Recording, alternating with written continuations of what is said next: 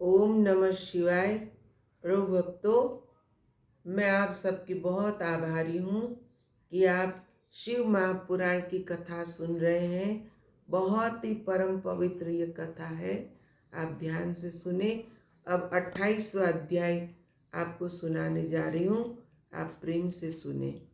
ब्रह्मा जी बोले, हे नारद, इंद्र की सेना शिव गणों से युद्ध करने लगी।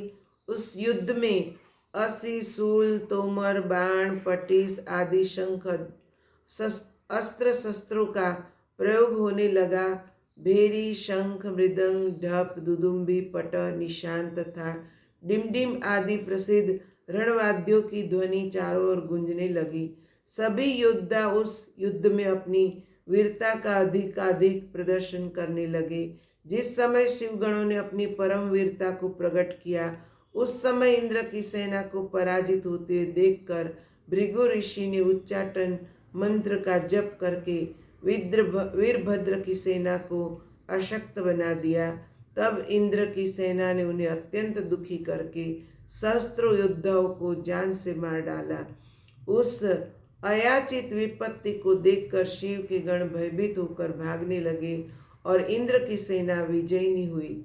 हे नारद, शिव गणों की हार का मुख्य कारण यही था कि इस प्रकार शिव जी ने ब्राह्मण की श्रेष्ठता को सम्मान दिया था। अस्तु, जब वीरभद्र ने यह देखा कि उनकी सेना हार कर भाग रही है, तब वे भूत प्रेतों आदि को पीछे कर स्वयं आगे बढ़ाए। जो बड़े बड़े सेनापति योद्धा बैल पर सवार थे, वे भी उनके साथ आगे आकर खड़े हुए। तदुपरांत उन्होंने अपने हाथों में त्रिशूल लेकर इंद्र के साथ महाभयानक युद्ध किया। उन प्रहारों से घायल होकर देवता आदि भयभीत हो युद्ध क्षेत्र से भागने लगे। किसी के विभिन्न अंग कट गए तो कोई टुकड़े टुकड़े होकर गिर पड़ा। इस प्रकार देवताओं की संपूर्ण सेना क्षीण विशीर्ण हो गई। कुछ देवता तो भागकर अपने घरों की ओर चले गए। उस समय अकेले इंद्र ही दृढ़ता पूर्वक खड़े हुए युद्ध क्षेत्र में दिखाई दिए थे। अपनी सेना को इस प्रकार भागते देखकर इंद्र ने अपने गुरु बृहस्पति से कहा, हे गुरु, आप देवताओं की सेना के रक्षक हैं, अतः आप हमें ऐसा कोई उपाय बताएं जिससे हमारी जीत हो। यह सुनकर बृहस्पति ने उत्तर दिया, हे इंद्र, विष्णु जी को जो कुछ कहा था वही सब इस समय सामने आ रहा है। मंत्र, तंत्र, औषधि, वेद, धर्मशास्त्र, पुराण, विचार तथा प्रतीति आदि यह सब शिव जी की महिमा को जानने में असमर्थ है। तुम मूर्ख हो जो बच्चों के समान बुद्धिहीन बनकर उन्हीं भगवान सदाशिव से बैर ठान रहे हो। यह सभी गण शिव जी के आज्ञानुसार आए हैं और इस यज्ञ को नष्ट करके ही मानेंगे। इनके सामने किसी का कोई वश नहीं चलेगा।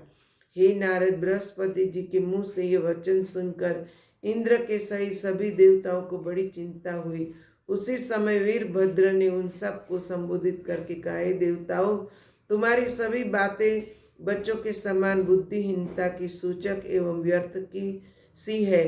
तुम लोग सार वस्तु को नहीं पहचान पाए। अस्तु, इस यज्ञ में जो जो देवता भाग लेने आए हैं वे सब मेरे समीप आकर यज्ञ का भाग ले जाए। यह कहकर वीरभद्र एक बार फिर इंद्र, अग्नि, कुबेर, वरुण, सूर्य, चंद्र आदि देवताओं को संबोधित करते हुए कहा, हे देवताओं, तुम सब मेरे समीप आकर अपना अपना भाग ले जाओ।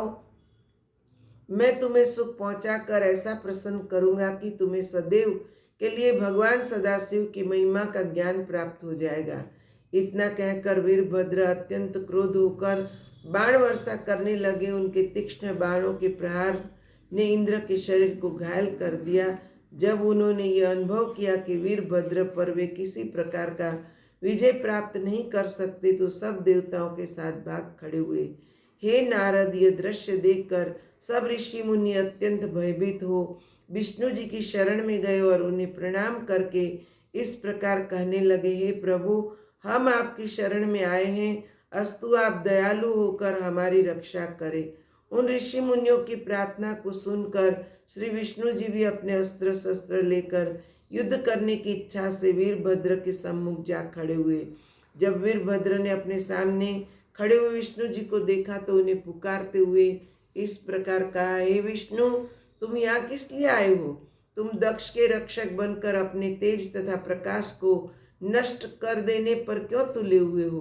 तुमने सबसे बड़ी गलती तो यह की है कि इंद्र को साथ लेकर तुम इस यज्ञ में अपना भाग ग्रहण करने के लिए चले आए। अब यदि तुम युद्ध करने के लिए आए हो तो यह भी स्मरण रखो कि शिव जी की जैसी आज्ञा है उसी प्रकार मैं तुम्हें भी अच्छी तरह तृप्त कर दूंगा। हे नारद, वीरभद्र के मुख से निकले हुए इन शब्दों को सुनकर विष्णु जी ने हंसते हुए उत्तर दिया, हे वीरभद्र, तुम शिव जी के गण हो और उन्हीं के द्वारा उत्पन्न होने के कारण पूजा किए जाने के योग्य हो।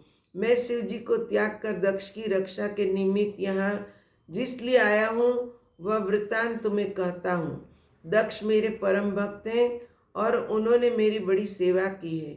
जब उन्होंने मुझे यहाँ आने का निमंत्रण दिया तो उनकी भक्ति से वशीभूत होकर मैं यहाँ चला आया, क्योंकि मैं सदैव अपने भक्तों के अधीन रहता हूँ।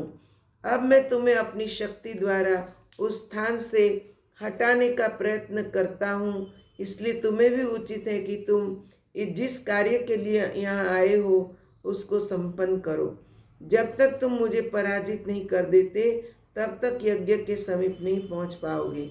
हे नारद, यह सुनकर वीरभद्र ने सहिष्णु बन कर हंसते हुए कहा, हे विष्णु, आप में और शिव जी में कोई भेद नहीं है। अस्तु, मैं तो आप दोनों का ही सेवक हूँ। जो मनुष्य आप में और शिव जी में भेद समझते हैं उन्हें घोर दुख उठाना पड़ता है। फिर भी मैं आपको यह बता देना चाहता हूँ कि मुझे भगवान सदाशिव की आज्ञा का पालन करना है। अस्तु, यदि मैं आपको कोई कष्ट पहुँचाऊँ तो उसमें मेरा कोई दोष नहीं होगा। आप जानबूझकर भी अपने लोक को लौट कर नहीं गए और यहाँ मुझसे युद्ध करने के लिए प्रस्तुत हो गए। अतः आप स्वयं ही मुझे यह बतावें कि इस समय मुझे क्या करना उचित है। यह सुनकर विष्णु जी बोले, हे वीरभद्र, तुम निश्चिंत होकर हमारे साथ युद्ध करो। इस युद्ध में तुम अवश्य विजयी होंगे। जब हम तुम्हारी चोट से घायल होकर अपने लोक को लौट जाए उस समय तुम जो उचित समझो यह करना। यह सुनकर वीरभद्र ने अपने हथियार उठा लिए। उस समय युद्ध के बाजे बजने लगे तथा विष्णु जी ने अपना भी शंख फूंक कर संपूर्ण संसार में हाहाकार मचा दिया। जो लोग युद्ध क्षेत्र से भाग गए थे वे भी फिर लौट आए। इंद्र आदि देवता विष्णु जी के साथ रहकर फिर से अपने पराक्रम का प्रदर्शन करने लगे। इस प्रकार घमासान संग्राम आरंभ हो गया। अतः यहाँ पर 28वां अध्याय हम पूर्ण करते हैं। कल 19वां अध्याय सुनेंगे। ओम नमः शिवाय।